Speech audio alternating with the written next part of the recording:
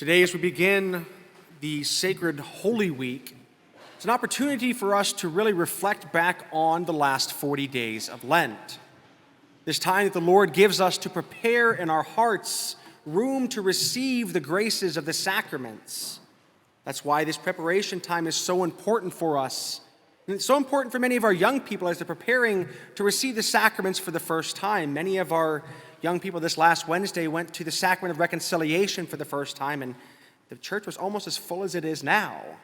We had 10 priests that came, and a beautiful opportunity for us to experience God's grace and mercy. But then we also celebrate in the Easter season those who have gone to reconciliation receiving their first communion, their first opportunity to receive Christ, who is fully present in the Eucharist, body, blood, soul, and divinity. And then 1 week later, the sacrament of confirmation, where the Archbishop will join us here on May 1st to confirm in 75 of our young people the graces that God first instilled in each of them at their baptism. But those of us who aren't receiving sacraments for the first time, we too are preparing our hearts through prayer, fasting, and almsgiving during this Lenten season.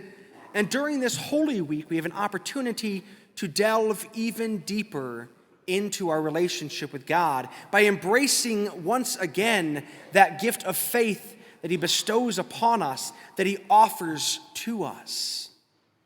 But unless we are intentional, that gift will remain unused, unopened. And so how are we seeking to prepare ourselves as the church this week to receive the gift of faith, to receive Christ in His resurrection as we celebrate just next Sunday? How are we already at Easter? Isn't it still like January 3rd? This year's gone by so incredibly fast, and if we don't take hold of each and every day, days will go by faster and faster. So we have to stop, take a step back, reflect, rest, and pray. But many times we fall into those same temptations that the disciples did in the garden. We are stuck in grief. We are stuck in the what ifs. We are stuck worrying about what will happen instead of looking at what we can actually control day in, day out, every moment. And so the church then offers us multiple opportunities to apply our faith this week. Today, many of us coming today for this celebration of Palm Sunday, the beginning of Holy Week, the end of Lent, where we have this opportunity to participate in a very real way in celebrating the memorial of Christ's triumphant entrance into Jerusalem. As we sang and prayed and waved our palms or made crosses out of our palms, or did whatever we did with our palms, we were able to really invite ourselves to enter into that moment. But did we? Many of us may have. Many of us may have been like, all right, let's get there. This is such a long mass, and Father's going to talk a long time. Let's get it done and over with, right? Well, no. We want to be here and be invested. Be intentional about why we are here.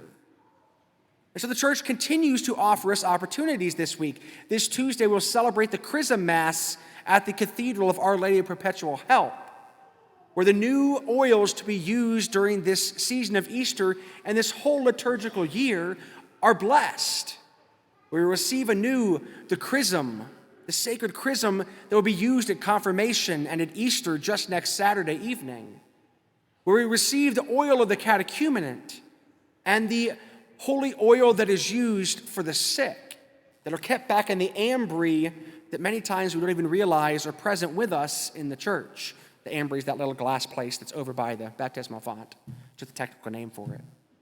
But the oils that are there we'll use as well. We'll use those as kindling to start the fire of faith, that new fire that we begin at Easter next Saturday evening. One of the beauties of the Chrism Mass, it's the first time in 3 years that the public can attend due to COVID. Last year it was just the priests. The year before, we all had to watch live streamed. But one of the beauties of the Chrism Mass is that we as priests get to renew our priestly promises. Those same vows that we made when we were ordained, we stand before the Archbishop, the community of faith and God, and renew. As many couples renew their promises of marriage on their anniversary, this gives us as priests an opportunity to renew and make ever new our promise to serve God, His church, and the people of God. And then we continue through the week and we get to Holy Thursday, where we celebrate the Mass of the Lord's Supper, the institution of the Eucharist, where Christ took bread and took wine and made them into the body, blood, soul, and divinity that we elevate as the Eucharist held in this tabernacle, where we participate in that Last Supper by washing the feet of those who will become disciples. The 9 catechumens and catechists that are coming into the church, and 3 of their instructors will have their very feet washed here at the foot of the altar, showing that the priest following in the footsteps of Christ is called to be a servant of all. We heard of in today's gospel where the apostles, the disciples, were conflicted over who the greatest among them is. What did Christ say? I came to serve, not to be served. So in that act of service, we bend the knee and we serve those who are placed in our path. And then after Mass, we have that opportunity to join Christ in his agony in the garden, where we have at the altar of repose, which will be in the parish hall where we just left, celebrating Palm Sunday, we return, entering into the darkness and the solemnity of Holy Thursday, where we'll have the opportunity to pray before the Lord in adoration until midnight. And then we have Good Friday, the one day where it is forbidden, not just highly encouraged, but forbidden to celebrate the Mass, where we will have the veneration of the cross, where we recognize that the cross on which Christ hung was the instrument of his death, but is also an opportunity for life for each and every one of us because of his eternal sacrifice. The opportunity to celebrate the Stations of the Cross, as the church will be opened all day leading up to that celebration. And then we have the granddaddy of them all. No, I'm not talking about the Rose Bowl. I'm talking about the Easter Vigil, where those 9 faithful, along with 2 children, will be baptized and brought into the fullness of community at that Mass, where we start at the darkness of the day, just after dusk, out in front of the church. I'm assuming that's where we're having it this year, wind permitting, weather permitting. We'll have a great fire that shows us the light of life in the midst of darkness. And as the candle is brought forth, that new Easter candle with a new Easter flame, light will spread throughout the church.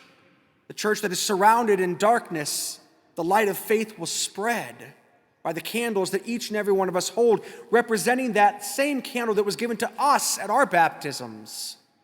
That light of faith, ever ancient, ever new. And then we'll celebrate those 9 young people, youngish people, we love you, Russell, that will come into the fullness of faith, being baptized for the few that are to be baptized, receiving the Eucharist, receiving the grace of confirmation, and then celebrating next Sunday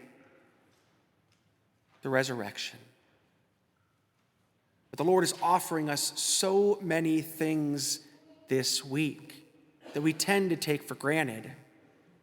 This last Thursday, I was honored and blessed to go to the prison at Granite and to celebrate Mass and confession with those in medium security and in minimum security. And just to see the faith in these men that have been locked up for various reasons, but they were so grateful that a priest had taken time to visit them. The faith that I saw in that place is very closely second to none.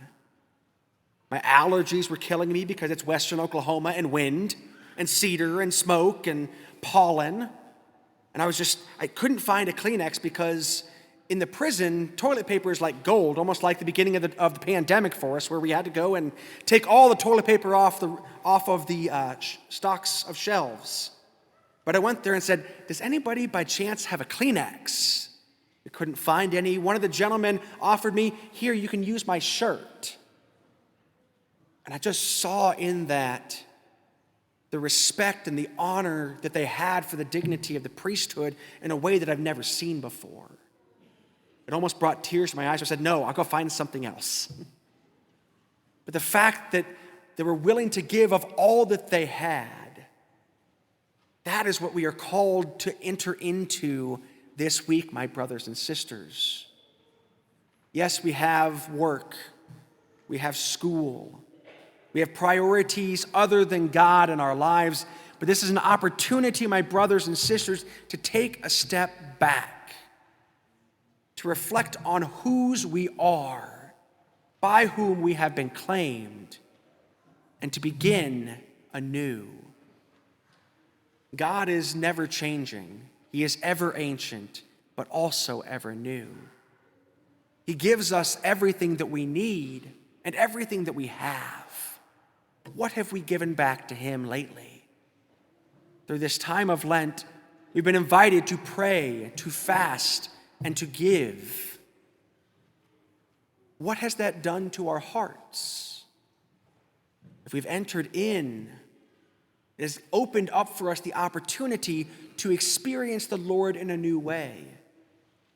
If we didn't have the opportunity to go to confession, let me know. We'll make sure you get taken care of before Easter.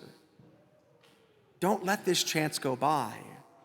If it's been 3 days, if it's been 35 years, it's been since your first reconciliation, there's no reason to be afraid. There's no reason to wait any longer to experience the grace, the peace, and mercy that God can offer.